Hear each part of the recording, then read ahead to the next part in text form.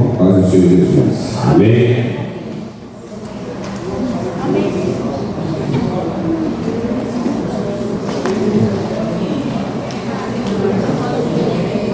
Hino de número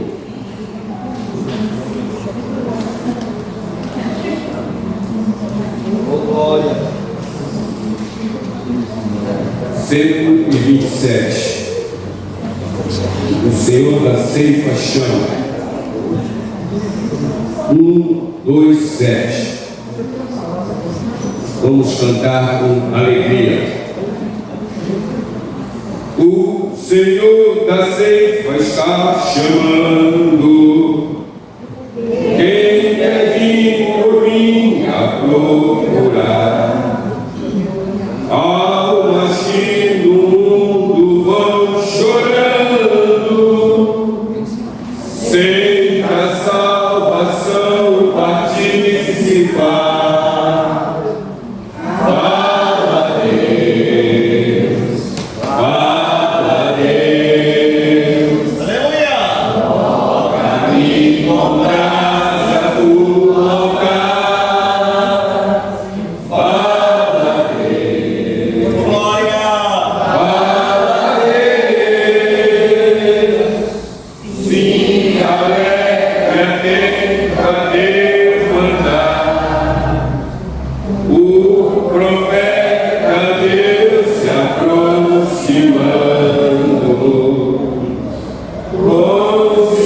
Considera-se um pecador, mas o fogo santo queimando torna útil para o seu Senhor. Oh, glória! Fala a Deus, Glória a Jesus! fala a Deus. Toca-me com brasa do altar. Fala a Deus, fala a Deus. Sim, alegra, atenta teu mandar. Muitos são os que vão expirando, sem ter esperança de viver. Vai depressa lhes anunciando que Jesus os leva para o céu. Fala a Deus, fala a Deus. Toca-me com brasa do altar. Fala a Deus, fala a Deus. Sim, alegra, atenta teu mandar. Breve os trabalhos serão findos. Bênção vão os servos desfrutar. E Jesus os salvará em vindos. Essa glória espero alcançar. Em nome de Jesus! Fala a Deus, fala a Deus. Toca-me com brasa do altar. Fala a Deus, fala a Deus. Sim, alegra, atenta teu mandar. Glória seja dada ao nome do Senhor Jesus. Essa é a rica promessa que fez para mim e para você. Bendito seja Deus. Que esta seja uma noite que Deus possa falar conosco e que o nosso coração esteja anelante para ouvir Deus falar. Glória a Deus. Glória a Deus! Glória a Deus. A paz do Senhor, meus irmãos. Amém. Glória a Jesus. Quem está feliz? Glória. Quem pode ficar de pé? Glória.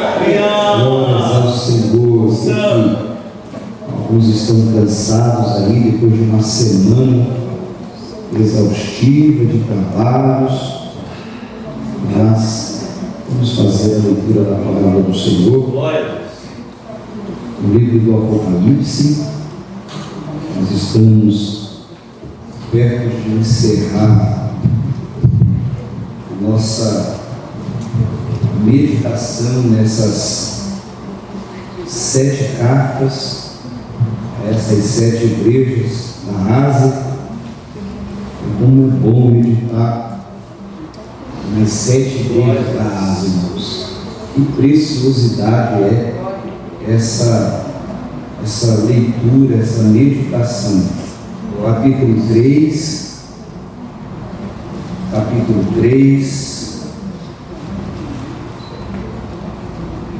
versículo 7, capítulo 3, versículo 7. Eu gostaria de ler com os irmãos aquela leitura que a gente chama de leitura responsiva, onde eu vou fazer uso de um versículo e a igreja, como um livro plural, faz o uso do outro versículo e a gente vai intercalando a leitura até o versículo 13. No versículo 13 a gente lê todos juntos. Amém? Amém. Glória a Deus. Se você quiser acompanhar, tiver bom das vistas aí, quiser acompanhar no Data Show, é melhor, porque aí lemos todos numa só tradução. Amém, irmãos? Amém. Escrito está: e ao anjo da igreja que está em Filadélfia, escreve: isto diz o que é santo, o que é verdadeiro, o que tem a chave de Davi, o que abre e ninguém fecha, e fecha e ninguém abre. Eu sei as tuas obras, eis que diante de ti uso uma porta aberta, e ninguém a pode fechar. Tendo pouca força, guardaste a minha palavra, e não negaste o meu nome. Eis que eu farei aos da sinagoga de Satanás, aos que se dizem judeus e não são, mas mentem, eis que eu farei que venham e adorem prostrados aos teus pés, e saibam que eu te amo. Como guardaste a palavra da minha paciência, também eu te guardarei da hora da tentação, que há de vir sobre todo o mundo, para aplicar os que habitam na terra. Eis que venho sem demora, guarda o que tens, para que ninguém tome a tua coroa. Ao que vencer, eu farei coluna no templo do meu Deus, e dele nunca sairá, e escreverei sobre ele o nome do meu Deus, e o nome da cidade do meu Deus, a nova Jerusalém, que desce do céu, do meu Deus, e também do meu novo nome. No 3, tá bom? A gente lê o versículo 13. 1, 2, 3. Quem tem ouvidos, ouçam o que o Espírito diz às igrejas. Quem pode dizer amém? Amém. Quem precisa de oração? Oremos ao Senhor. Pai, em nome de Jesus, queremos te agradecer pela tua bondade, pela tua misericórdia, pelo teu amor. Agradecer ao Senhor, ó Deus querido, por nos deixar esta preciosidade que é a palavra do Senhor escrita. Obrigado, Senhor Deus, porque esta palavra é fonte de vida, é fonte de saúde espiritual, fonte de saúde física. Obrigado, Senhor, por nos dar esta palavra. Agora, mais uma vez, juntos te pedimos que o Senhor nos permita entender a tua palavra, com o teu Espírito Santo ministrando esta palavra ao nosso coração. nos ajude a abrir, Senhor Deus, a nossa alma para absorvermos esta palavra da verdade. Senhor Deus, que em nome de Jesus Cristo, nenhuma barreira, Senhor, nenhuma ave de rapina, nenhuma outra situação venha roubar de nós esta semente, venha roubar de nós esta verdade, mas que possamos caminhar por ela, viver por ela, para a glória do Teu santo nome, em nome de Jesus. Você diz amém? Amém. Vamos ser aceito, dando glórias ao Senhor nosso Deus. Aleluia. Eu sei que sexta-feira passada vocês também continuaram meditando nesse texto tão maravilhoso. Glória a Deus. Glória a Deus pela vida da missionária da Sandra, pela disponibilidade de estar servindo a Igreja do Senhor com carinho e dedicação, tão em cima da hora. Mas Deus é bom, né? Glória ao Senhor. Que bom saber que nós temos pessoas capazes dentro da igreja, irmãos, de ministrar uma palavra verdadeira, uma palavra genuína. Os irmãos sabem que é o Senhor. Deus abençoe a sua vida. Glória a Deus. Carinho, né, irmãos? Quem gosta de carinho? Amém. Deus abençoe a sua vida em nome de Jesus. Se aquele que dá um copo de água fria não perde o galardão, né? E essa água está tão boa, tenho certeza que o seu galardão vai ser muito grande. Vamos ver isso.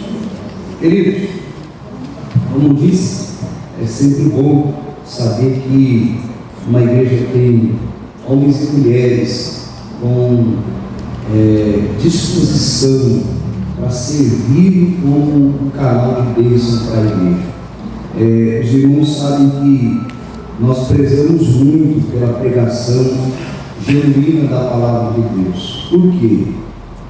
Porque a única maneira de nós garantirmos recompensa de Deus, retorno do céu, é através da palavra de Deus.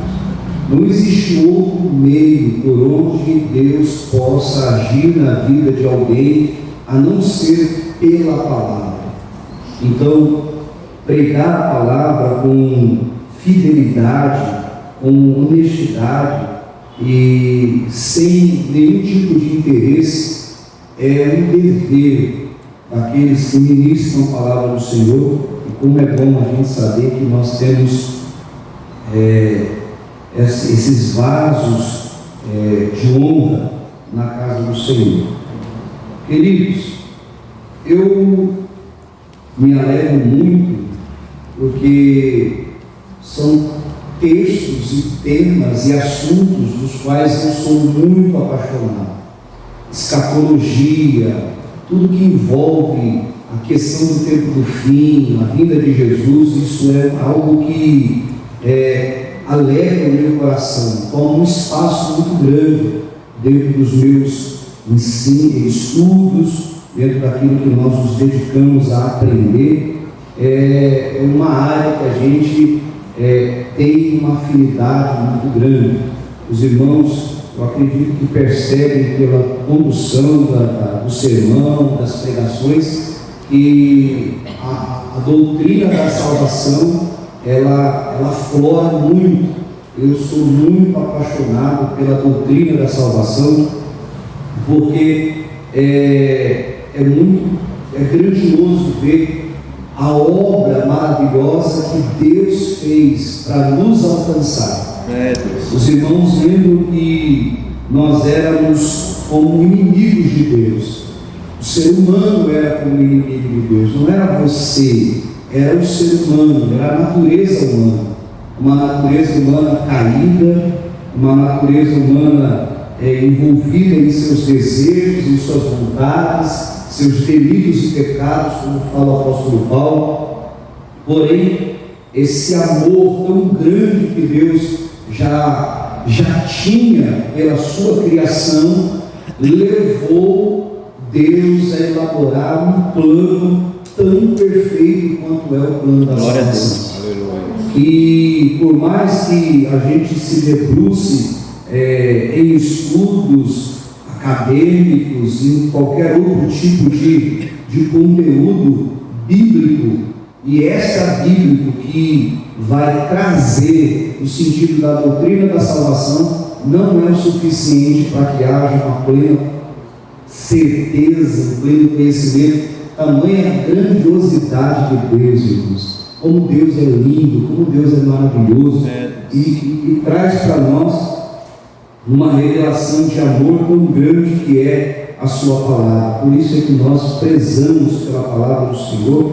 Nós gostamos muito de cantar, gostamos muito de dançar, gostamos muito de nos alegrar no Senhor, mas nós gostamos muito mais de parar e de meditar na palavra de Deus, porque a palavra de Deus, ela quer a garantia de sucesso na vida do crente, ela quer a garantia de que o crente vai conseguir chegar no lugar determinado por Deus.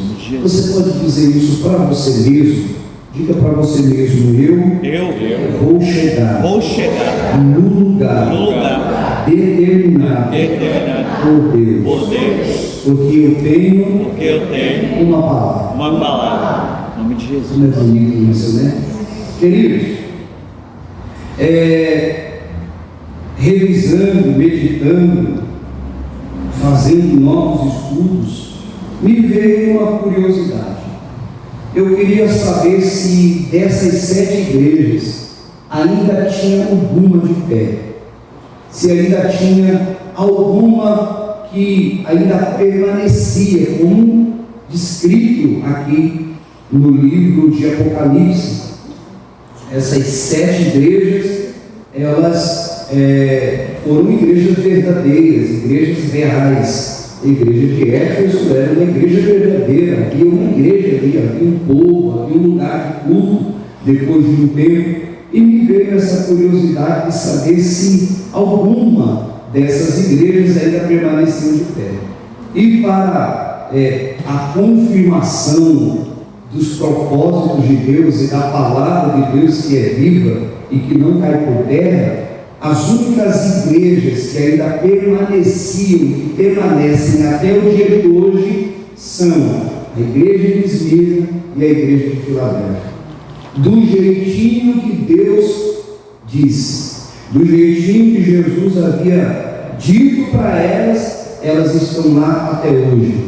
A igreja de Esmirna, pequenininha, quase sumindo no meio da grandiosidade que é aquela cidade. Já eu vou buscar aqui e vou falar o nome da cidade. Se eu não me engano, é Esmir, o nome dessa cidade agora. Não é mais Esmirna, mas é Esmir, e essa igreja ainda existe, porém é uma igreja pequena, mas ainda está de pé.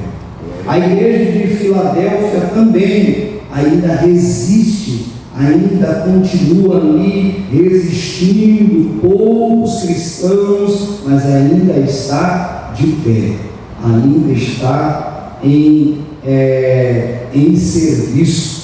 E as demais já não existem mais, do jeitinho que Jesus havia dito.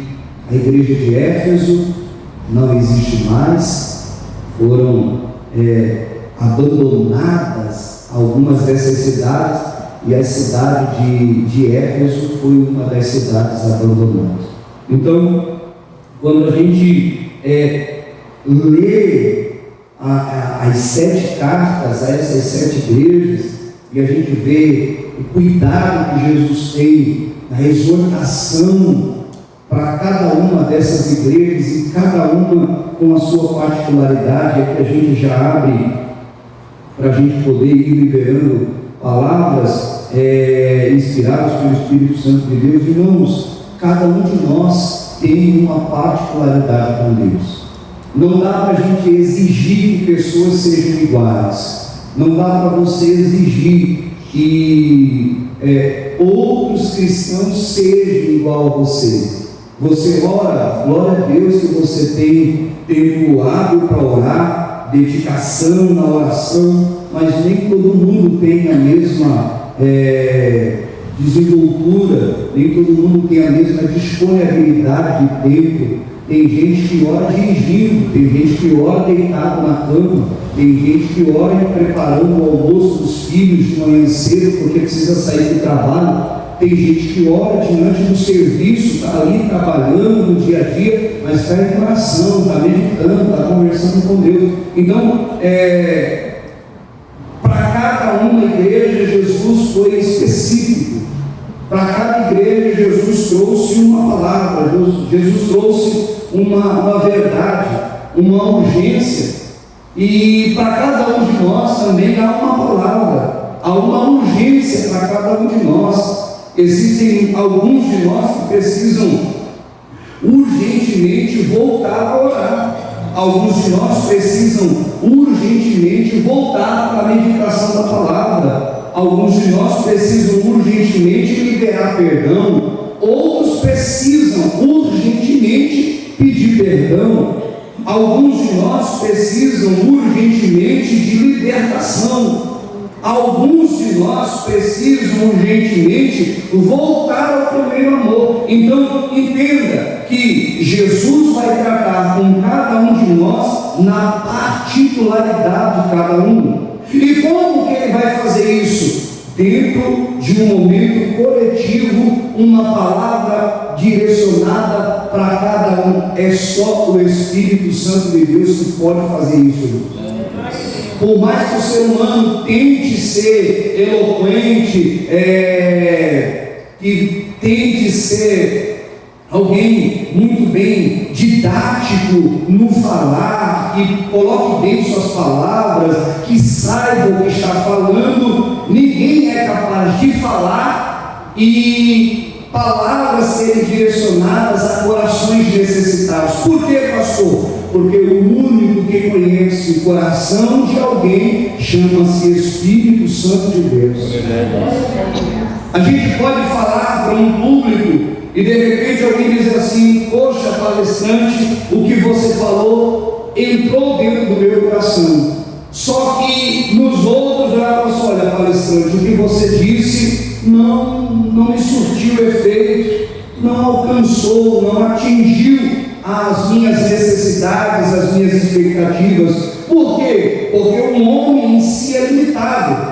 Mas quando o Espírito Santo de Deus fala, meus irmãos, ele consegue com uma única palavra suprir a necessidade de toda a igreja. Aleluia! Por quê, pastor? Porque nós somos cuidados pelo Senhor.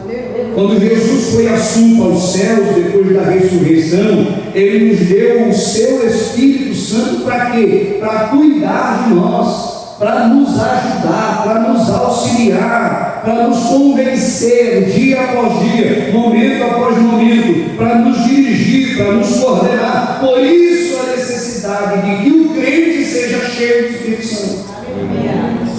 Por isso a necessidade de uma igreja ser conduzida pelo Espírito Santo de Deus, e não pela mente humana, porque a mente humana é falha, a mente humana é limitada, mas o poder de Deus não é limitado, o poder de Deus é grande, grande, grande. Queridos, a igreja de Filadélfia, a cidade de Filadélfia é uma cidade, uma das províncias de Roma, ali na Ásia Menor, hoje é a atual porção da Turquia. Ela foi fundada, em 150 a.C., por Atino II Filadélfia, foi ele que a fundou. Sua distância de Esmirna era de aproximadamente 122 quilômetros, não era longe, não era distante. Filadélfia era pequena se comparada a Éfeso, Esmirna, menor em prosperidade, indústria e prestígio. Olha que coisa interessante. Era menor em prosperidade, não era uma cidade tão próspera, era uma cidade menor em indústrias, não tinha tanta indústria, e se não tem indústria, não tem tantos recursos, e se não tem recursos, não tem atenção do Estado, se não tem atenção do Estado, não tem prestígio. Tudo, uma coisa liga a outra. Por que Santos é essa potência? Porque Santos tem poder econômico. Nós temos aqui o polo de Cubatão, nós temos algumas indústrias, algumas empresas fortes na região. Então, tudo isso atrai investimento, atrai pessoas e pessoas que trazem recursos, e isso acaba trazendo também prestígio. Então,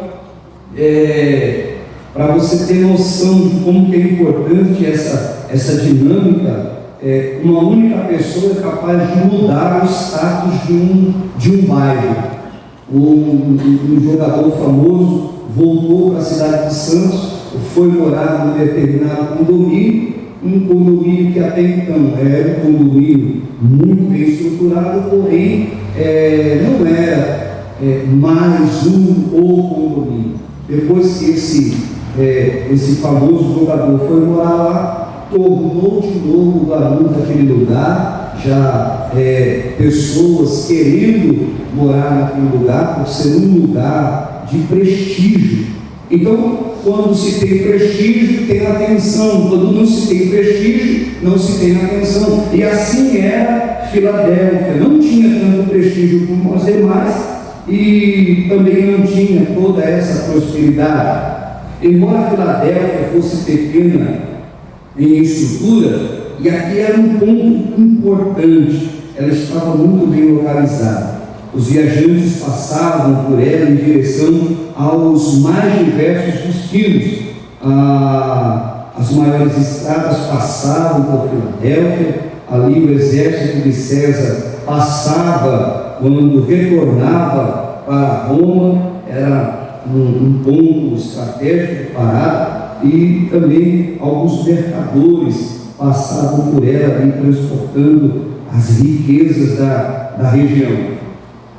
Filadélfia foi construída sobre uma elevada montanha, constituía-se uma fortaleza natural, mas mesmo assim estava vulnerável à força da natureza. Embora fosse uma cidade que dificilmente fosse conquistada por exército, mas facilmente ela era atingida por terremotos, vulcões que ali estavam em plena atividade. Então, aquilo que favorece de um lado, do outro lado ele vai desfavorecer.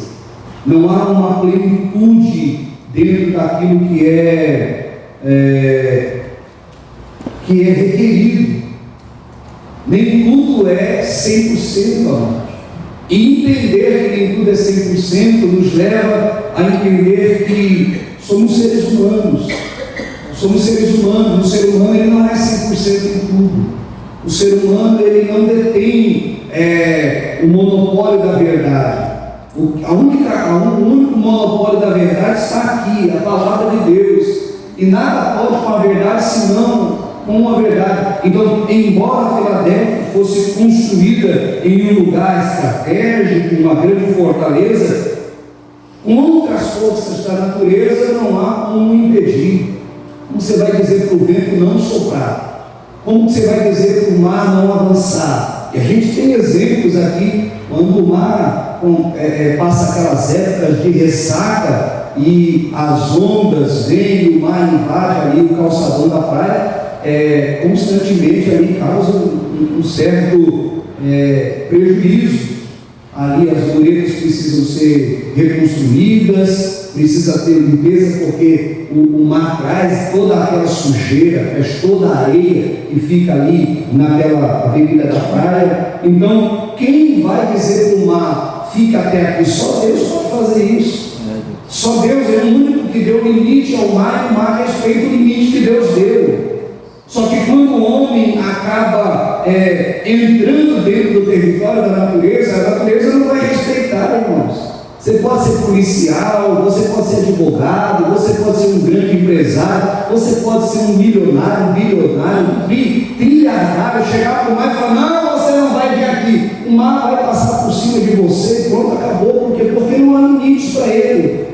Só respeita a voz de comando de um só. Aleluia. E embora essa cidade estivesse construída em uma espécie de uma fortaleza natural, contra ali as forças da natureza, não tinha nenhum tipo de resistência. Filadélfia foi destruída por um terremoto em 17 depois de Cristo, devido aos abalos sísmicos que duraram alguns dias. Os cidadãos daquela cidade viviam em constante insegurança. São dados importantes, porque a igreja está aqui. A igreja de Filadélfia, ela está no meio dessa cidade, ela faz parte dessa cidade. E havia uma constante insegurança por conta dessas forças, não habitavam em casas confiáveis e poderiam ser facilmente derrubadas por outro terremoto. Devido a isso, eles começaram a abandonar a cidade.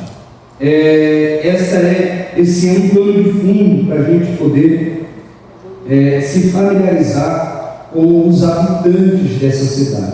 A igreja de Cristo estava no meio dessa cidade, segura contra invasores, mas vulnerável contra circunstâncias das quais não tinha nenhum controle. E a essa igreja Jesus interessa essa carta. Então, essa carta ela é endereçada a uma igreja que está no meio de uma cidade, segura contra qualquer tipo de exército, mas vulnerável a qualquer tipo de circunstância da natureza, e não poderia fazer nada com isso. Não tinha como impedir disso acontecer. Aqui está a igreja de Filadélfia. Jesus se identifica como aquele que é santo. Olha que coisa interessante. Santo quer dizer separado, consagrado. Por isso não compactua com o pecado. Não pode estar onde há pecados. Isso não quer dizer que não está onde há erros, mas onde há pecados, pois são os nossos pecados que fazem separação entre nós e o nosso Deus. O pecado nos separa do que é santo, amados. O pecado nos separa do que é santo. Agora, como resolver isso aqui se todos nós somos pecadores? Como então Deus iria se aproximar dos homens de novo, se os homens são pecadores por natureza? A natureza humana é pecaminosa. Nós herdamos isso de Adão. Quando Adão transgrediu, a transgressão de Adão passou a todos os homens. É o que Paulo ensina à igreja de Roma. Ele vai escrever uma carta aos irmãos romanos e ele vai dizer isso, que através de Adão o pecado agora ganhou espaço e nós herdamos essa natureza. Então nós estamos afastados de Deus por conta do quê? Por conta do pecado. Deus não compactua com o pecado, Deus não compactua com o erro. Deus abomina o pecado, mas um detalhe interessante é o amor que Deus tem pelo pecador. Deus ama o pecador, mas Ele não ama o pecado. Então, pessoas que têm um estilo de vida um pouco diferente de princípios bíblicos, Deus não condena essas pessoas, Deus condena a prática. É o que as pessoas praticam. Deus não está dizendo assim: eu não gosto de você por conta do seu pecado. Não, eu não gosto do seu pecado, eu não gosto das suas atitudes. Então o que Deus está dizendo? Muda o comportamento, muda a maneira de agir. Por quê? Porque eu amo você, quero me aproximar de você, mas a maneira com que você vive não dá. Não podemos andar juntos porque não estamos de acordo. E poderão andar dois juntos se não estiverem de acordo? Não tem como, amados. Só conseguimos caminhar juntos se estivermos de acordo um com o outro. Se aqui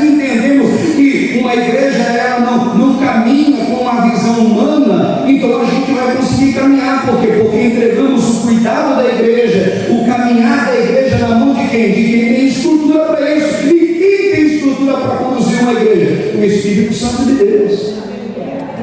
Não é um homem que tem a capacidade de gerir uma igreja. Isso aqui não é uma empresa, isso aqui é o corpo de Cristo na terra. Então eu não posso me ufanar e dizer assim, não, eu tenho estratégias para conduzir a igreja. Não, eu não tenho nada, irmãos, eu não tenho nada. A única coisa que eu tenho é uma fé num chamado que recebi de Deus e uma vida entregue no altar. É o que eu tenho, nada mais do que isso. Aleluia.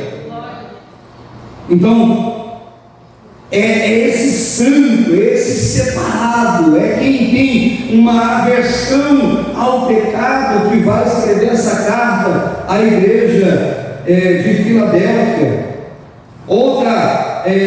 Outra maneira como ele se identifica é como verdadeiro. João, capítulo 14, Evangelho que escreveu São João, capítulo 14, versículo 6. Só anote aí na sua Bíblia, faça suas anotações onde você achar melhor. Talvez, se você quiser usar o bloco de notas do seu celular para fazer anotações, use, faça isso. João capítulo 14, versículo 6. Disse-lhe Jesus: eu sou o caminho e a verdade e a vida. Ninguém vem ao Pai, ninguém vai, tá bom? Não é ninguém vai, como se Jesus não fosse o próprio Deus. Ele está dizendo assim: ninguém vem ao Pai a não ser por mim. Então ele é a verdade, não há nada falso, não há engano. A verdade não comunga com a mentira, a verdade desmascara a mentira, a verdade aniquila a mentira. Por que precisamos ser verdadeiros? Para que a mentira não tenha espaço na nossa vida. Por que precisamos falar a verdade uns com os outros? Para que haja então comunhão. Por quê? Porque na mentira não tem comunhão. Se nós mentirmos uns aos outros, não tem comunhão. Se mentira for o sustento da casa, não tem comunhão naquela casa. Se a mentira for o sustento de um casamento, não tem comunhão naquele casamento. Então não tem como ele permanecer. Relacionamentos só podem ser firmados com base na verdade. Então fale a verdade, cada um com o seu companheiro. É o que a Bíblia diz. Não há como nos prendermos à mentira. Aí, 2 Coríntios capítulo 6, versículo 14, Paulo vai trazer uma verdade dura, mas é uma verdade necessária para que haja temor, para que haja edificação da igreja. Ele vai dizer assim: não vos prendais, irmãos, preste atenção nisso, não vos prendais a um jugo desigual com os infiéis. Não vos prendais a um jugo desigual com os infiéis. Por quê? Que sociedade tem a justiça com a injustiça? E que comunhão tem a luz com as trevas? E que concórdia há entre Cristo e Belial? Ou que parte tem o fiel com o infiel? E que consenso tem o templo de Deus com os ídolos? Porque vós sois o templo do Deus vivente. Como Deus disse: neles habitarei e entre eles andarei, e eu serei o seu Deus, e eles serão meu povo. Por isso, saí do meio deles e apartai-vos, diz o Senhor, e não toqueis nada imundo, e eu vos receberei. Olha que exortação. Olha que palavra. Às vezes ficamos preocupados e perguntando: por que não acontece isso? Por que não acontece aquilo? Por que eu não consigo aquilo? Por que as coisas não acontecem na minha vida? Por que a minha vida está um caos? Por que a minha mente está um caos? Por que meu casamento está um caos? Talvez porque a gente não observa a palavra de Deus, e existem momentos na nossa vida que a gente está fazendo concórdia com o mal, está andando de mão dada com o pecado sem perceber, achando: não, Deus não se preocupa com isso, porque Deus conhece meu coração. Querido, Deus não quer só seu coração, Deus quer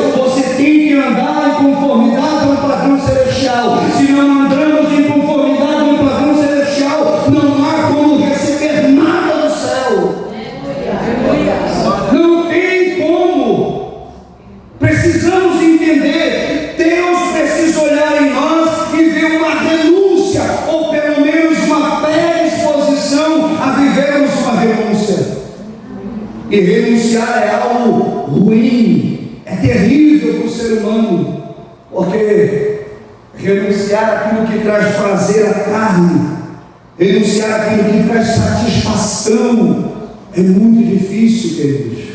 Só que olha só, é esse que tem um compromisso com a verdade que se apresenta para a igreja de Filadélfia. E ele toma essa responsabilidade para si e diz assim, diz para eles que o que está falando com eles não é qualquer um. Não é qualquer um que está falando com você, não é qualquer um que te visita dentro da sua casa, não é qualquer um que está querendo fazer coisas grandes na sua vida. Não, quem está querendo fazer na vida de vocês é aquele que é santo, é aquele que é verdadeiro. E olha só, é aquele que tem a chave de Davi. Isaías capítulo 22, versículo 22, e porei a chave da casa de Davi sobre o seu ombro, e abrirá e ninguém fechará, e fechará e ninguém abrirá. Temos uma porta aberta, amados, uma porta que foi aberta por Deus. Nada pode contra o que Deus abre. Não há ninguém que possa fechar algo que Deus abriu. Por quê? Porque Ele tem uma chave, e essa chave ninguém mais tem.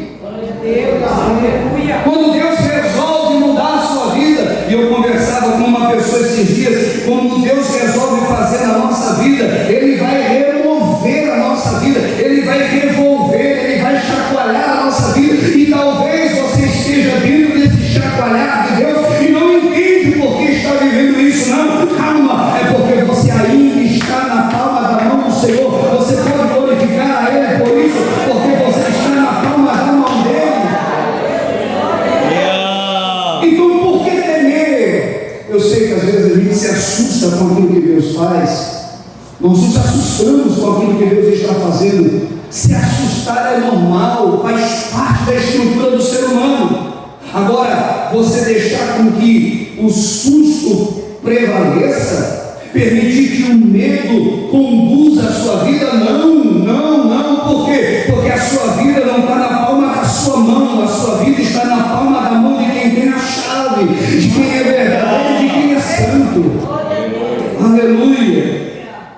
Essa apresentação de Jesus à igreja de Filadélfia deixa claro quem era o Deus daquela igreja. Jesus é santo, verdadeiro e poderoso. Ter essa visão de quem é Jesus para nós é fundamental. Quem é Jesus para você? Aquele que pode solucionar seus problemas, ou um Deus verdadeiro que está sentado em um trono e não pode ser movido, não pode ser removido, não pode ser mudado? Quem é Deus para você? Quem é Jesus para você? Aquele que é médico dos médicos e pode curar suas enfermidades, ou aquele que pode fazer o que Ele quiser com a sua vida? Se Ele quiser curar, Ele pode curar, e se Ele não quiser curar também, Ele pode ficar sem curar, e Ele continuará sendo o seu Deus.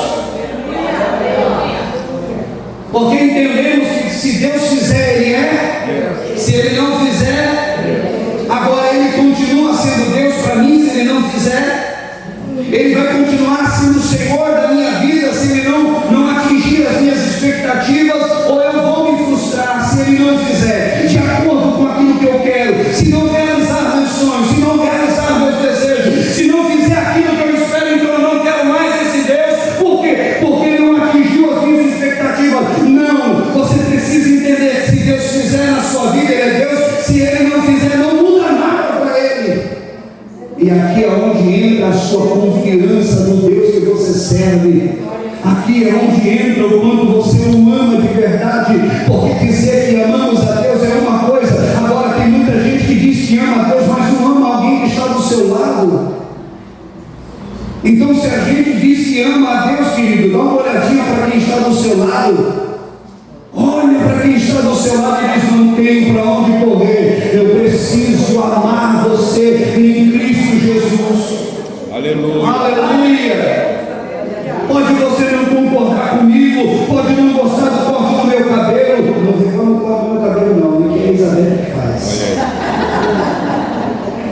Pode não gostar da roupa que eu uso, mas não tem como não gostar de mim. Por que, pastor? Porque o senhor é legal? Não, porque eu sou seu irmão em Cristo Jesus, é lavado e remido no sangue do Cordeiro.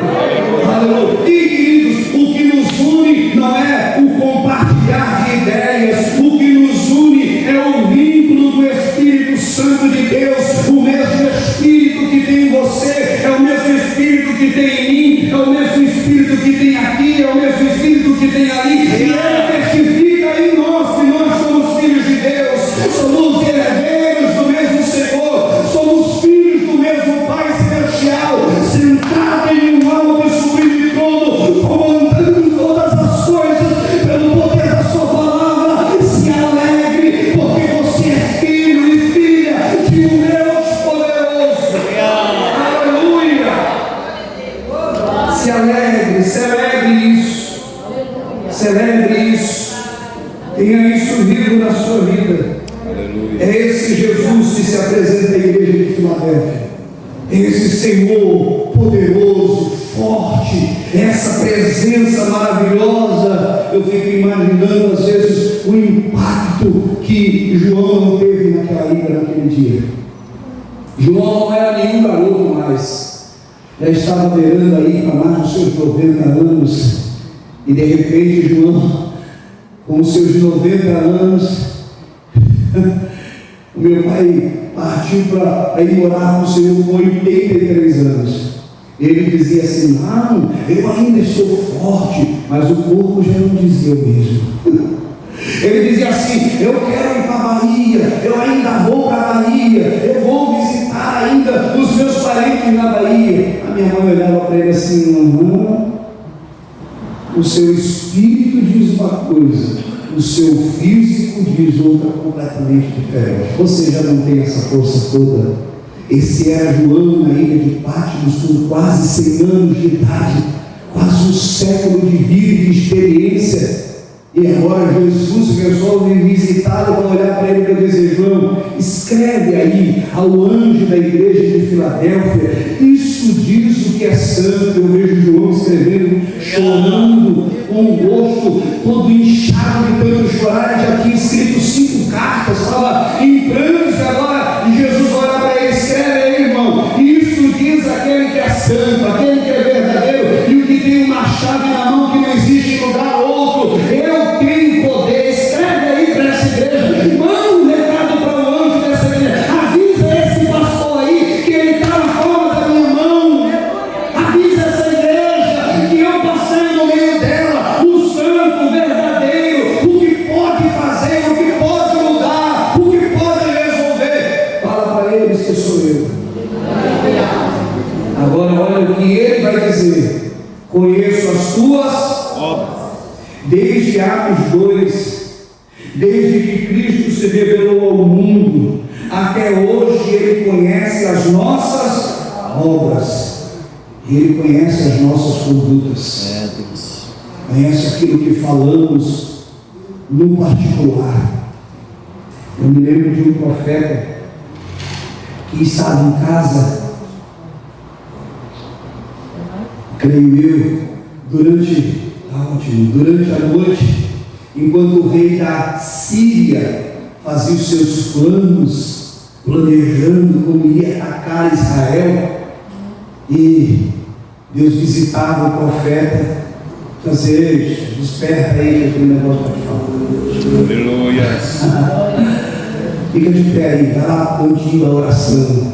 Não sei se você tem um cantinho da oração. Hoje eu tenho o privilégio de ter um cantinho de oração, mas às vezes o cantinho de oração é um cantinho do silêncio, para não acordar ninguém.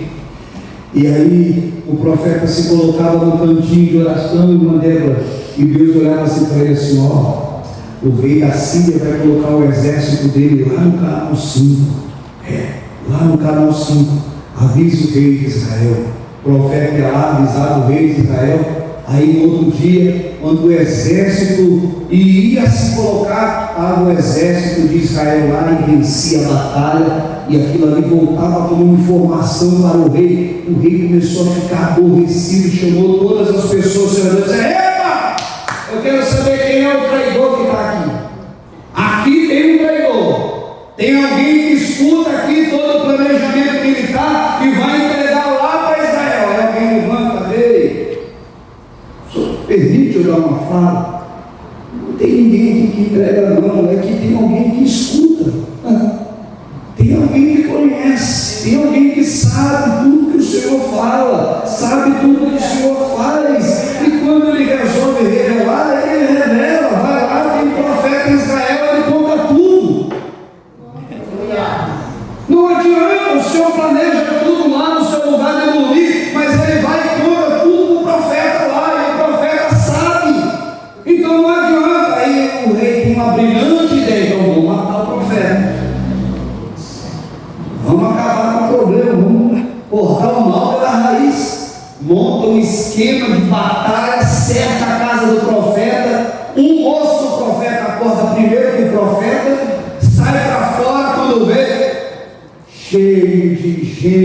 porta, ele volta para ele e fala assim: não, meu pai, Carlos, você estava no exército lá fora, não acabou para nós.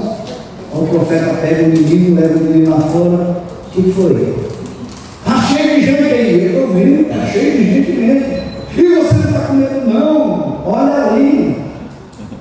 Não olha só para aquilo que está na sua frente, não, querido. Olha ali. Olha quem está com você. Veja o tamanho do exército que está com você. Veja quem peleja por você, querido. Está olhando, está se preocupando com o exército inimigo que está na sua frente, com um problema na sua frente, com uma enfermidade na sua frente. Maior é o que está com você. Oh Deus, abre os olhos desse incrédulo para que ele possa ver que maior é o que está com ele do que o que está no mundo. Deus abre os olhos daquele moço se assusta. Agora aqui há uma necessidade que a gente tem de entender que Deus é aquele que conhece as nossas condutas. Deus é aquele que sonda mente e coração. Seja bondoso de verdade. Não faça com segundas intenções. Não estenda a mão para receber alguma coisa em troca. O que uma mão sua faz, a outra não saiba, querido. Faça tudo por amor a Cristo. Se você for lavar o banheiro da igreja, não fica colocando na rede social que você está lavando o banheiro da igreja para todo mundo se sensibilizar. Se você for fazer alguma coisa, faça por amor a Cristo.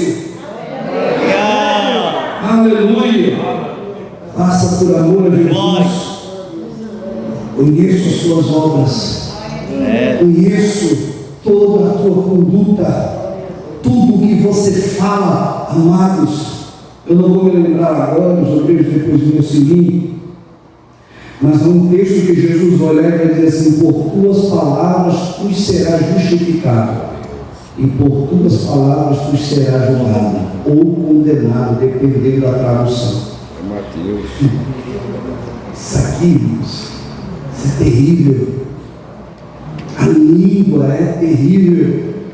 E existem pessoas que ainda não entenderam que não é porque alguém não está vendo, não está ouvindo, que a gente tem o direito de falar. Não, por quê? Porque Deus está ouvindo. Deus está vendo. Então cuidado com o que falamos, amado. Cuidado com aquilo que sai dos nossos lábios. De uma mesma fonte não pode sair 2 tipos de água. Meu Deus. Não dá, não tem condições. Ou você joga água boa, ou você é uma fonte de água amargosa. Aleluia. Ou pessoas vão saciar a sede com o que você fala, ou pessoas terão repulsa daquilo que você fala, vai gerar amargor. As pessoas não vão conseguir ouvir, e se não conseguirem ouvir, o que vão sentir quando você estiver perto? Por favor, cuidado. Nós temos que tomar cuidado com aquilo que falamos. Por quê? Porque tem alguém que está nos vendo. Toda a nossa conduta deve ser para a glória de Deus. Você entende isso? Tudo que você fala tem que glorificar o nome do Senhor. Tudo aquilo que a gente faz tem que glorificar o nome do Senhor. Irmão, se sai alguma coisa dos nossos lábios que não glorifica a Deus, não faça, não fale. Por quê? Porque a sua vida é para a glória de Deus. Glória. Olha o que Jesus vai dizer: diante de ti tem uma porta aberta. Olha lá, Mateus 12:37. Por tuas palavras serás, e por tuas palavras serás. Então tudo que você fala ou te condena ou te justifica. Amém, amado? Amém. Cuidado. Jesus abre uma porta para a igreja de Filadélfia e ninguém pode fechar. A porta aberta para a igreja hoje é a porta da graça. Porta é sinal de escape, de fuga, de saída. Porta é sinal de mudança de ambiente, querido. E quantas vezes Deus nos proporciona mudanças na vida, mas nós não queremos. Eu estou vivendo um tempo em que Deus abriu uma porta para mim. Eu preciso entrar por essa porta. É uma porta difícil, porque a porta do estudo é uma porta difícil, porque você precisa se dedicar. E uma pessoa que tem uma mente como a minha mente, se dedicar ao estudo, irmãos, é complicado demais. Eu não sou nenhum garoto mais de 20 e poucos anos que que tem a mente aí clarinha, não, aqui já tem tanta coisa aqui dentro. E para entrar outra aqui vai brigando assim. Parece aqueles metrô de São Paulo, tem gente querendo entrar, mas tá apinhado de gente lá dentro. Como que entra? Como que consegue colocar alguma coisa dentro da mente cheia de complicações, de batalhas, de guerras? Mas Deus me proporcionou esse momento de estudo, então eu estou me dedicando. Difícil, minha esposa também está vivendo o mesmo desafio. A mesma coisa, quer estudar, mas com a cabeça cheia. Então como que faz? Crendo, se esforçando. Deus abriu a porta, amado, vai lá e entra, mas tenha certeza que aquela porta foi Ele que abriu. E rejeite portas que Ele não abre. Pastor, como que eu vou saber que portas abertas são dele ou não são dele? Quando você tiver paz no seu coração. Quando você não sentir paz no seu coração, não entre em ambientes que não te tragam paz. Não faça negócios com pessoas, mas eu vou perder milhões. Que perca milhões, é melhor perder milhões sem Deus do que você insistir naquilo que Deus não quer para a sua vida. Vai fazer sociedade com alguém que te traz paz. Pastor, não é crente, tá bom, mas te traz paz, então faça. Não, pastor, não me dá paz, então não faça. Mas é meu amigo, é melhor você perder uma amizade aqui do que perder a sua salvação depois. Do que o prejuízo ser maior, queridos, a gente precisa avaliar todas essas questões. Por que, pastor? Porque vivemos uma vida diferente dos outros. Ei, acorda, você não é alguém comum. Você não é só mais um no meio da sociedade, você é um ponto de luz. Você agora é luz do mundo e sal da terra. Então, claro que para você tudo vai ser mais difícil, tudo vai ser mais complicado. E quando tudo estiver dando certo, aí é a hora de você vigiar.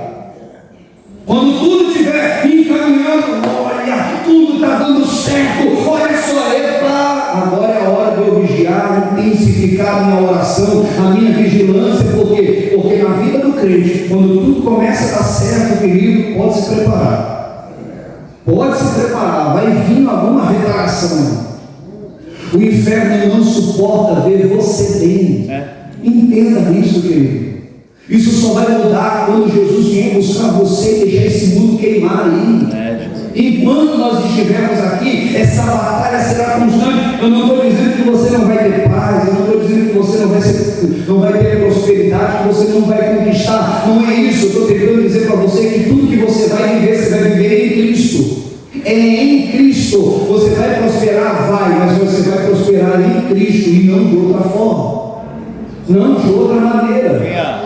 Tudo que possa vir para a minha vida, irmãos, precisa vir da mão de Deus, não tem por outro caminho, não tem outra forma de vir. Talvez na vida de outras pessoas tenham outros meios, outros canais, mas na minha vida não tem, e eu e a minha família, nós lidamos muito bem com isso, não temos um problema com isso. Já outras pessoas ficam caçando atalhos para querer ter aquilo que Deus não reservou para a vida delas, aquilo que Deus não destinou. Então, queridos, se contente com a porção que Deus tem para você. E para de querer a porção dos outros. Para de querer viver a vida dos outros. Se contente com aquilo que Deus te deu. Seja grato, seja grata. Se você estiver talvez passando por um momento difícil, um momento de escassez, um momento financeiro terrível, talvez enfermidades vieram na sua vida, entenda, tudo é para a glória de Deus. Esse momento vai passar, é só um momento. Entenda, na vida do cristão não há mal que dure para sempre. E aí vem aquele texto lindo, transformado em uma canção. O choro dura uma, mas a alegria vem. Existem noites que duram alguns anos. Eu reconheço isso. Existem noites que, tem gente vivendo noite aí já tem alguns anos, que essa noite é noite interminável. Mas a Bíblia diz que a alegria vem pela manhã, uma hora o sol sai da sua vida. Aleluia, uma hora a noite acaba, irmãos. Uma hora a noite acaba. E quando essa noite acabar, você vai ter que entender que a gratidão vai ter que estar estampada na sua vida. A gratidão vai ter que andar de mão dada, ou você vai ter que andar de mão dada com a gratidão. Porque Deus fará coisas na sua vida desde que essas coisas não mudem mais você. Glória a Deus.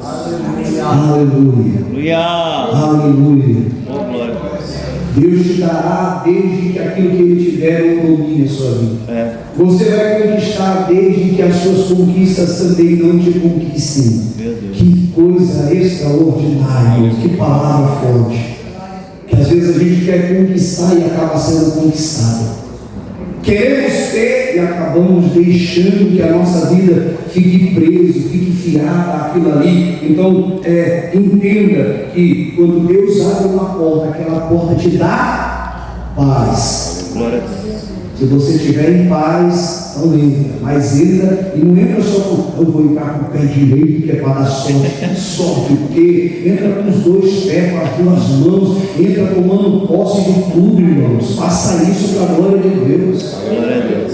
Não sei se você crê em ato profético, mas eu acredito em ato profético. Passa diante de alguns lugares e fala: isso aqui é meu, em nome de Jesus, desde que não seja de mais ninguém. Tá? Deus não vai tomar nos outros para você. Tá bom? Tem uma casa à venda, e Senhor, eu quero comprar essa casa, não quero tomar não. Eu passo todos os dias ali, eu acho que alguém já deve ter visto, eu passo todo dia ali naquele banheiro das mulheres e estendo a mão para Senhor, eu profetizo sobre esse banheiro aqui, que esse negócio vai sair. A gente tomando posse de territórios. Você acredita nisso? Portas abertas, são outros ambientes e são outros territórios que às vezes você perdeu e agora você vai ter que conquistá-los de novo. Quem recebe essa palavra? Amém. Glória a Jesus. Eu pus uma porta aberta, mas eu sei que você tem pouca força. Olha que coisa linda. Não é uma repreensão, e sim uma constatação. Jesus dizer que nós não temos pouca força, não é Jesus chamando a nossa atenção e dizendo assim: você é um fraco. Não, é Ele dizendo assim: fique tranquilo, eu consigo suprir as suas necessidades. Aleluia.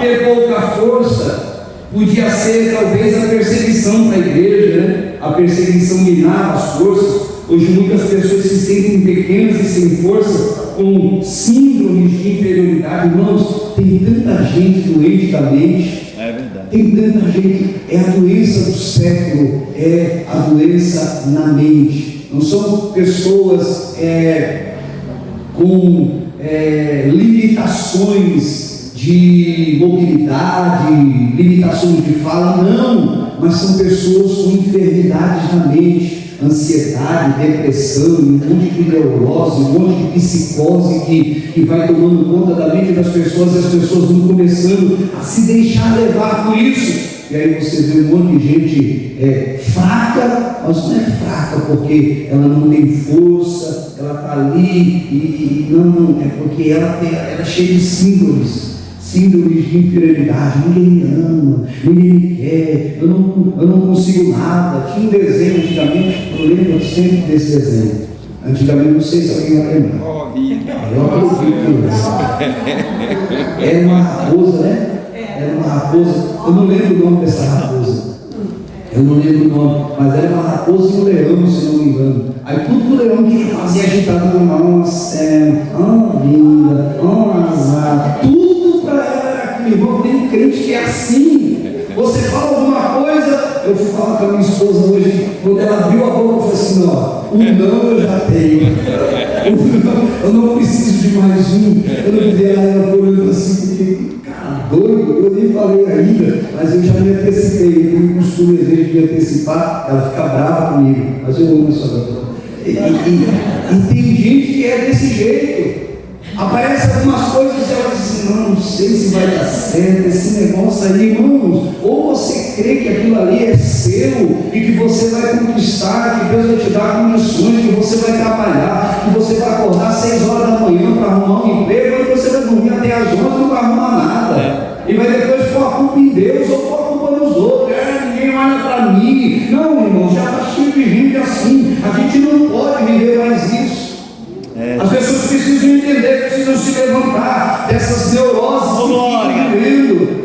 Precisam se erguer, por quê? Porque nós somos templos e habitação do Espírito Santo de Deus. Você é um templo do Espírito Santo de Deus, e todo templo de Deus é lindo. Olha para você e diga assim: eu sou lindo, eu sou linda. Não importa que você diga, eu sou lindo. Olha aí. Queridos, fortaleça sua autoestima. Tem gente com a autoestima lá embaixo. Olha no espelho, meu Deus, peraí, irmãos. Você é alguém especial por quem Jesus morreu. E algumas dessas síndromes, eu vou falar uma expressão aqui, eu sei que tem gente que não concorda, mas eu vou usar falar. Irmãos, tem enfermidades que Deus não vai ajudar você não, você vai ter que se virar. Ele vai abrir a porta, mas quem tem que chegar a abrir a porta é você. Ele não vai pegar a porta, peraí, não sei nem como pegar a porta agora para você, não. É você que tem que começar a caminhar, você tem que ir de encontro àquilo que Deus tem de propósito para a sua vida. Há um propósito te esperando ali, e você está parado aqui, cheio de não me rele, não me toque, eu não vou, que ninguém me ajuda. Fica então na beira do tanque aí, passa a sua vida inteira aí na beira do tanque, mas não tem ninguém para me ajudar. Eu estou aqui para te ajudar e você não me enxerga. Quem sou eu na sua vida? Ou sou o seu ajudador, ou então sou só alguém aqui para que você possa derramar sobre mim as suas insatisfações. Porque era o que aquele paralítico estava tentando fazer. Jesus olha para ele: e aí, quer ser curado? Eu estou aqui tanto tempo, ninguém, a água é agitada, ninguém me põe lá, vem outro no meu lugar. Não olha para ele assim: mas eu não estou aqui só para ficar escutando as suas lamentações. Eu sou aqui a solução do seu problema. Então levanta, pega a tua cama e vai embora para casa, sai dessa situação, muda de vida, muda a sua mente, renova o seu entendimento, mas faz alguma coisa, tem uma porta aberta ali, entra por ela. Aleluia. Você entende isso? Você recebe essa palavra aqui? Por que Deus fala isso? Porque Ele sabe que a gente tem pouca força. E uma coisa interessante com Deus é que é na pouca força que Deus consegue fazer coisas grandes. Para que você não diga: foi eu que fiz. Para que você não diga: a minha inteligência, os meus recursos. Não. Quando você vive na mão de Deus, você tem que entender que quem vai fazer é Ele. Aleluia. E você é só um coadjuvante naquilo que Deus está fazendo, querido. Aleluia, Ele é o principal, a Ele a honra, a glória e a adoração. Eu sei que você tem pouca força, mas olha só, quem guarda a palavra tem sustentação, irmãos.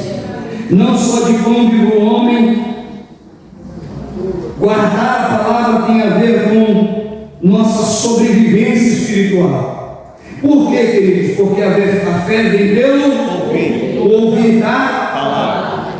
Acabou. Não procure a fé em outros mecanismos. Quer ter fé? Ouça a palavra. Aleluia. Porque a fé vem pelo ouvir. E o ouvir de um grande louvor, não. De uma bela canção, não. O ouvir de uma profecia, porque às vezes a gente se confia na profecia, né? Eis que eu te digo de mim mesmo, você vai viver isso. Aí dá uma rajada de língua estranha, que às vezes é bem estranha, né? E aí a gente sai chorando: meu Deus, Deus falou comigo, Deus abriu o céu. Eu não falei nada, não fui eu que falei. E aí não acontece. Aí a gente põe a culpa em quem? Deus, olha, Deus faz na vida dos outros, mas eu devo ser, está em pecado. Não, às vezes Deus nem falou nada, a gente já está alimentando nossas expectativas com algo que Deus não falou. Peraí, querido irmão, guarda a palavra, porque através dela é que a fé vai surgir dentro de nós. A fé vem por ouvir a palavra, mas às vezes a gente, irmãos, isso aqui era para estar cheio hoje, graças a Deus que está melhorando cada vez mais. Mas era para ter mais gente no culto de sexta-feira do que numa festividade. Era para ter gente sedenta da palavra. Aí você vai ver lá, a gente coloca no status do Facebook, do WhatsApp, do Instagram: eu amo a palavra do Senhor. Mas vocês possam vir para o culto de ensino. Eu sei que tem gente que está estudando. Ei, pastor, calma, é verdade, eu sei que tem gente que está trabalhando. Tem gente que está cansada, e eu sou bem sincero, irmão, se eu estiver cansado, eu não venho para o culto. Eu não venho para o culto. Se eu estiver exausto, eu não vou vir para o culto, eu vou estragar o culto de alguém. Se eu vim para o culto cansado, exausto, eu vou estragar o culto de alguém. Então eu fico na minha casa, eu estrago o dia da noite da minha esposa, perturbando ela. Mas não vou estragar o culto dos outros. Então eu estou dizendo que quando eu estou cansado, eu ligo para alguém como liguei para a irmã Sandra. Assim, a gente aproveitou que o pastor foi fazer uma viagem. Está sendo gravado, né? Eu aproveitei que o pastor foi fazer a viagem e falei assim: eu vou aproveitar e eu vou lá ver minha mãe. Um motivo justo, né? Eu fui ver minha mãe. É que ela estava no sítio, então eu fui lá no sítio. E aí a gente ficou lá sexta e veio embora no sábado à noite. Porque tem hora que você tem que dar uma parada na sua mente, você tem que sair um pouco de alguns ambientes, porque senão você vai se desgastar sem ter nenhum tipo de retorno, sem nenhum tipo de algo que realmente você possa dizer: aquilo ali vale a pena. Não, peraí, vale a pena mesmo? Esse desgaste todo vale a pena? Então, querido, não coloque suas expectativas aonde a palavra de Deus não está. Não coloque todas as suas esperanças naquilo que Deus não falou. Ouça a palavra de Deus e então se alimente com ela, porque quem ouve a palavra gera fé, e quem tem fé, irmãos, não nega o nome de Jesus. Aleluia. Mesmo sendo uma igreja pequena, não se envergonhar do nome de Jesus. Isso fala de fidelidade, compromisso, obediência, submissão, fala de amor a Cristo. Irmãos, quem ama Jesus se submete a Ele. Quem ama Jesus é obediente, quem ama Jesus é fiel, quem ama Jesus tem compromisso com Deus. Quem ama Jesus se submete à palavra, mas às vezes a gente ouve uma palavra e a gente não quer seguir aquela palavra. Por quê? Porque a gente sempre vai ter um outro caminho. Havia um outro caminho para o povo de Israel no deserto, mas Deus resolveu levar eles dentro do Mar Vermelho. Havia outro caminho, eles iam chegar mais rápido, mas havia um propósito nos 40 anos. Os 40 anos eram 40 anos de limpeza, 40 anos de purificação, 40 anos para que os murmuradores se esgotassem, uma nova geração, e nova geração fala de nova oportunidade, de uma nova vida, de novos propósitos, de um novo tempo. Então é isso que Jesus às vezes quer de nós, mas a gente às vezes ouve e não sustenta aquilo que estamos ouvindo, e queremos sempre trilhar um outro caminho, um outro atalho. Por quê? Porque passar por dentro do mar, poxa vida, aqui é mais fácil, vamos por aqui. Eu disse: não, vamos por aqui, mas vai demorar 40 anos, aqui vai ser rapidinho. Não, vai ser rapidinho, mas vocês podem se perder. Aqui vai ser rapidinho, mas vocês podem morrer.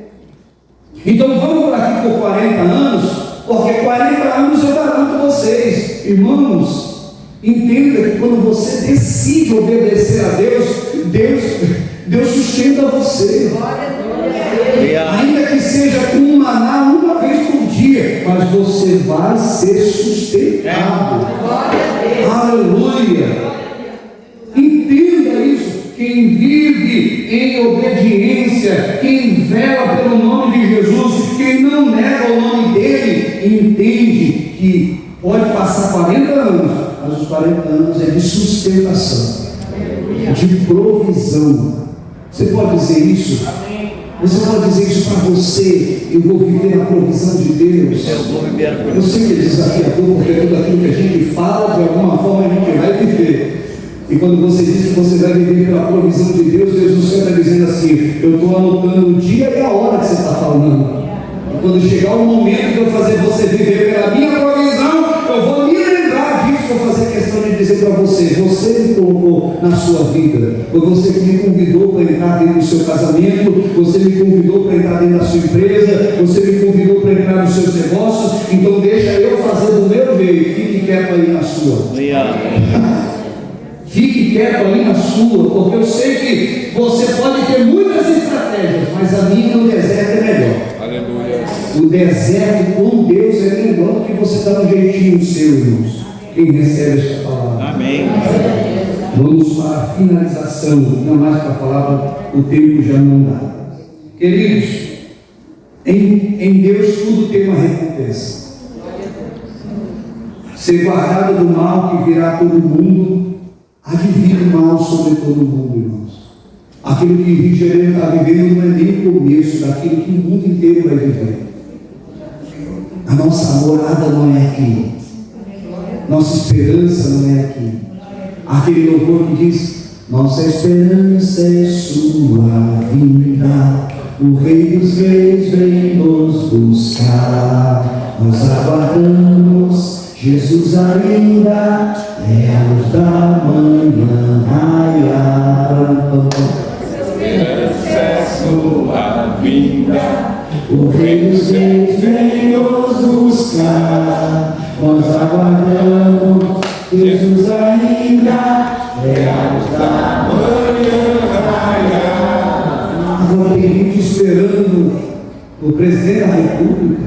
Tem gente esperando o governador, o prefeito, o vereador, esperando o empresário, esperando no banco, esperando. A nossa esperança é Jesus. Há uma recompensa para aqueles que esperam Ele, serão guardados do mal que virá sobre todo mundo. Promessa de Jesus é promessa válida, é promessa valiosa. Queridos, ser coluna tem a ver com firmeza e estabilidade. Você quer ser coluna? Precisa ouvir a palavra de Deus, obedecer a Ele de uma maneira irrestrita. Obediência, você vai ser coluna. E coluna serve de quê? De sustentação. Sustentação para si e sustentação para outras pessoas. Como é lindo! Eu amo Jesus por isso, porque Ele nos faz ser colunas. E coluna não se sustenta só a si, coluna se sustenta e sustenta outras pessoas também. Ter o nome de Deus tem a ver com paternidade, tem a ver com ter um pai, ter a certeza de que nós temos um pai. Ter o nome da cidade tem a ver com cidadania. Você é alguém que pertence a uma pátria, e essa pátria ela é celestial. Você é um cidadão do céu. Olha que coisa interessante, irmãos. Olha que coisa impressionante. Eu sei que alguns irmãos entendem disso bem melhor do que eu, mas se você tem uma cidadania de um país, você pode entrar naquele país a hora que você quiser. Ninguém vai te barrar, ninguém vai te parar. Você é um cidadão. Eu conversando com o pastor Sérgio hoje, saímos para fazer um serviço na rua, fazer uma visita do pastor Adriano no hospital, e ele olhou e disse assim para mim assim: Davi, eu vou entrar em Portugal agora como um cidadão português. Eu falei: que bom, né? Eu chamo ele de gato, né? Não me pergunte por que eu também não sei. Eu chamo ele de gato. Eu sei: poxa, gato, que legal, parabéns para você. Ele rapaz, a última vez eu saí de lá e teve um oficial do governo que disse assim: você se retire do meu país. Agora eu volto lá e sou um cidadão daquele país. Como é bom você ter uma cidadania celestial, irmãos. Uma cidadania foi comprada e conquistada para você na cruz do Calvário. E ter um novo nome, isso é coisa de Deus, irmãos. É algo que vai ser revelado só a você e a mais ninguém. Isso fala de intimidade com Deus. Vamos ficar de pé. Fala de intimidade com Deus. Ter um novo nome que só Deus sabe, só quem recebe, isso é intimidade. Então, que possamos entender que aquilo que Deus fala à igreja de Filadélfia é o que Deus diz à igreja hoje. E quem fala é quem tem condições de sustentar. Deus nunca fala para não sustentar, irmãos. Deus vela pela sua palavra para cumpri-la. Eu não sei o que Deus tem dito a você. Eu não sei em qual momento você foi tocado por uma palavra. Eu tenho certeza que uma palavra entrou no seu coração. E se essa palavra entrou no seu coração, creia, tenha fé, tenha esperança, que a seu tempo essa palavra, como uma semente, ela vai germinar. Quando ela germinar, você vai poder colher os frutos e repartir os frutos com outras pessoas. Amém, queridos? Glória a Deus. Entenda isso. Eu fui uma vez a um retiro, e nesse retiro eu fui orar no meio do mato. Aproveitei um momento de pausa, fui orar no meio do mato. E quando eu fui orar no meio do mato, eu me deparei com um monte de manga, mas tinha muita manga, e manga espalhada no chão. Eu olhei e falei assim: meu Deus, quanta manga tem nesse lugar. E Jesus disse assim: você pode pegar aqui desse pé e distribuir para quem você quiser, tem manga de sobra aqui. Eu falei assim: olha aí, às vezes Deus faz a gente frutificar e a gente quer pegar os frutos e guardar, né? Tem tanta gente guardando fruto na geladeira, no armário, a casa está entupida de fruto. Mas sabe o que acontece quando você guarda as coisas por muito tempo e não usa? É isso aí. Tem um monte de gente com fruto podre porque não dividiu. Tem muita gente carregando coisas estragadas porque não repartiu, porque não compartilhou. Não. Quando as sementes começarem a germinar na sua vida e frutos começarem a nascer, reparta com pessoas. Amém? Amém? Pai, em nome de Jesus, te damos graças pela tua palavra, essa palavra que é viva e eficaz. Senhor Deus, nós temos temor ao teu santo nome de não falar aquilo de nós mesmos, Senhor.